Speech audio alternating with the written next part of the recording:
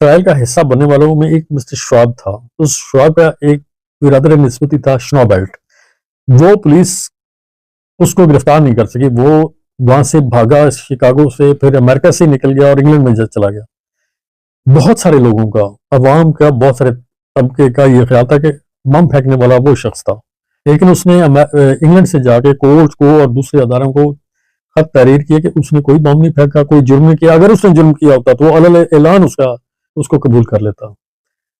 इसलिए कि वो लोग जो जिनको सजाए मौत दी, उन्होंने किसी किस्म के तासब या परेशानी का इजहार कभी नहीं किया।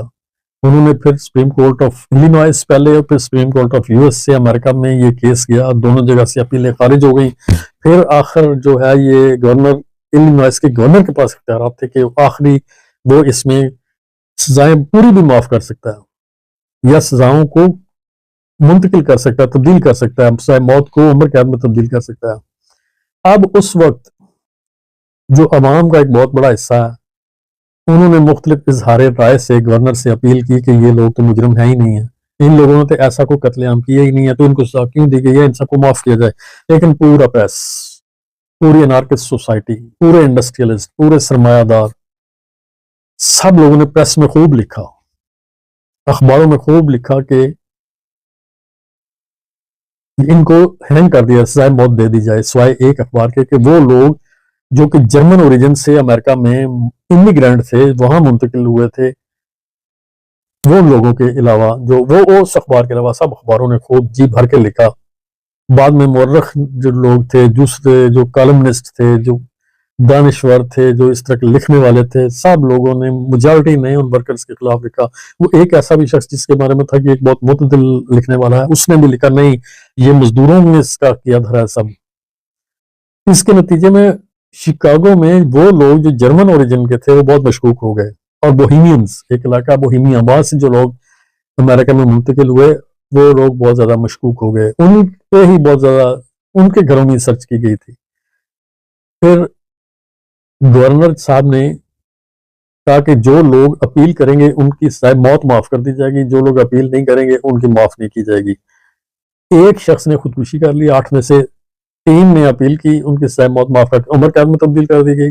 4 ने कहा जी हमने तो कोई जुर्म किए नहीं, किस चीज की माफी मांगे। तो उन 4 को बिल आखिर 11 नवंबर 1887 को सजा मौत दे दी गई, उनको फांसी दे दी गई। उसमें मिस्टर पार्सन भी था, उसकी वाइफ लूसी पार्सन को देखने की भी इजाजत नहीं दी गई।